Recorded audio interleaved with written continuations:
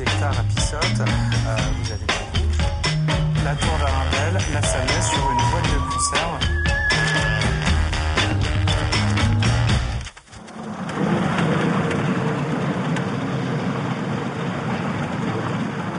Nous allons aujourd'hui vous raconter l'histoire passionnante d'une collection automobile privée, l'une des plus importantes de l'ouest de la France. Alors Valentin Giron, cette collection elle a été créée par votre père, à peu près à quelle époque?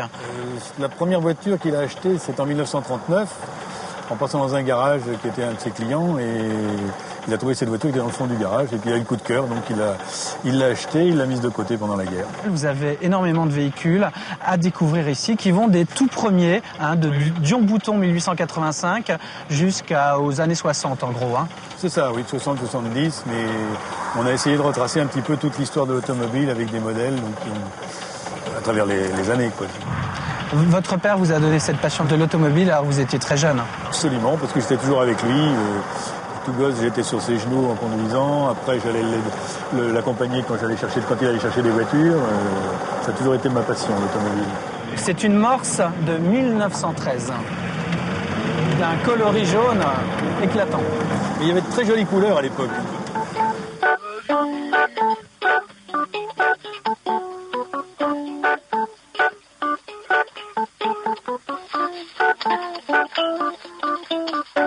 Là, alors, on arrive devant ce que vous avez voulu reconstituer en hommage à votre père. C'est le garage, donc Giron, votre nom de famille, là où il a débuté sa carrière. Oui. Sa passion automobile est née ici? Elle est née dans ce garage-là qui était situé à Saint-Pierre-du-Chemin, en Vendée. Et c'est là qu'il a commencé en 1929. En 1929. Donc on retrouve les éléments... Les éléments qu'il avait dans son garage pour travailler à l'époque, qu'on trouvait dans les garages de campagne. Bon, par exemple, vous voyez l'outillage qu'il y avait dans un garage à l'époque en campagne, notamment un outillage important, c'était la forge, parce qu'il servait, on se dépannait sur place, on n'avait pas de pièces détachées comme maintenant. Vous avez également un tour, qui était au niveau mécanique, qui était très important, l'établi, une voiture ici, qui est une voiture Matisse, donc puisqu'il était agent Matisse à l'époque. En 1929, il y a très peu de garages. Il y a très peu de garages en campagne, oui, il y a très peu de garages. C'était un des précurseurs, si vous voulez.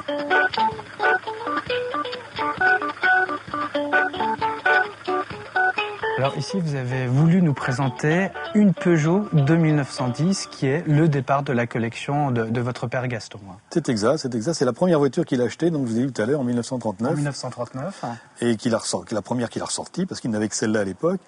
Et par la suite, c'est la première aussi avec laquelle il a commencé à participer à des rallyes internationaux. Alors, cette voiture, comme d'ailleurs toutes les autres, sont en parfait état de fonctionnement. C'est incroyable et elles sont très très belles. On a l'impression qu'elles n'ont pas bougé et quasiment pas roulé. Non, mais on les conserve, on les soigne, on les aime, alors on les soigne précieusement. Il n'existait aucun taxi nulle part au monde jusqu'en 1906 où la Société des automobiles de Paris commanda d'un seul coup 1500 taxis à Louis Renault. Et nous avons ici, Valentin, un exemple qui est ce beau taxi, encore une fois, dans un état d'une incroyable beauté. Oui, c'est un véhicule qui est très important pour l'histoire de France, puisque c'est un des véhicules qui a servi à transporter les troupes sur le front de la Marne. C'est pour ça d'ailleurs qu'il est resté connu dans l'histoire sous le nom de taxi de la Marne. Et juste derrière nous, la première voiture de l'automobile, la fameuse de Dion-Bouton. Alors, de Dion-Bouton à vapeur, puisque la lutte au départ les premières voitures sont à vapeur. Après, on a le moteur à explosion et l'électricité. Alors, ça roule à combien, ça? Ça roule entre 15 et 18 km/h. Et ça marche donc à la vapeur, fallait mettre du charbon. Du charbon, oui.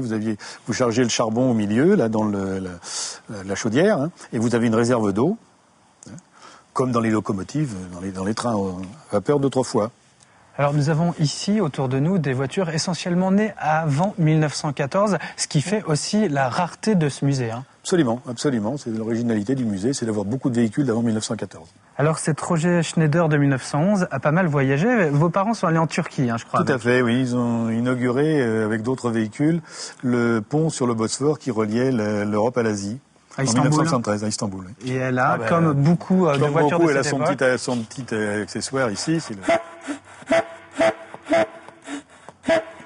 Alors cette voiture de 1904 est un vrai carrosse, c'est vraiment du haut de gamme. C'est quoi cette marque? C'est une Léon Bollé, c'était fabriqué au Mans.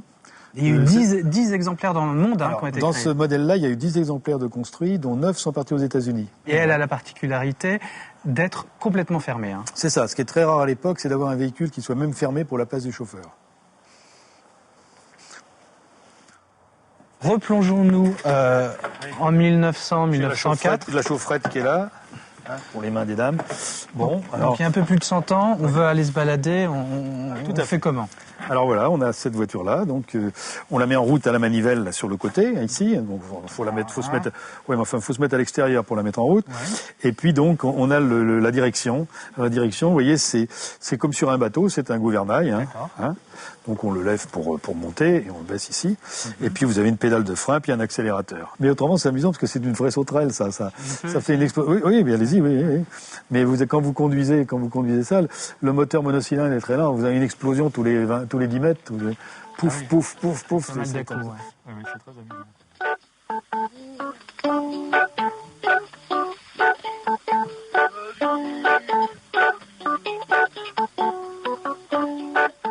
Vous allez découvrir derrière moi dans cette vitrine quelque chose d'unique au monde. Alors qu'est-ce que c'est?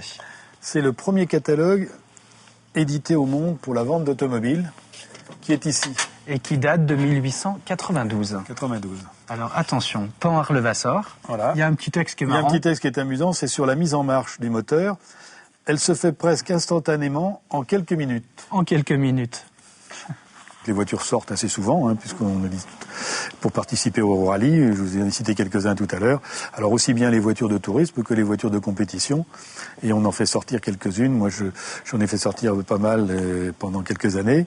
Et je pense que je vais recommencer un peu. Ça m'a permis de rencontrer les idoles de ma jeunesse qui étaient Maurice Trintignant, Fangio, que j'ai rencontré. J'ai passé 2 jours avec Fangio. C'était très intéressant pour moi. Alors, une autre collection importante ici, et qui va vraiment de pair avec l'automobile, c'est la collection d'affiches d'époque. Hein. Il y en a beaucoup. C'est une collection qui continue? Oui, qui continue. Oui, quand j'ai la chance de trouver un modèle que je n'ai pas, j'essaie de l'acquérir.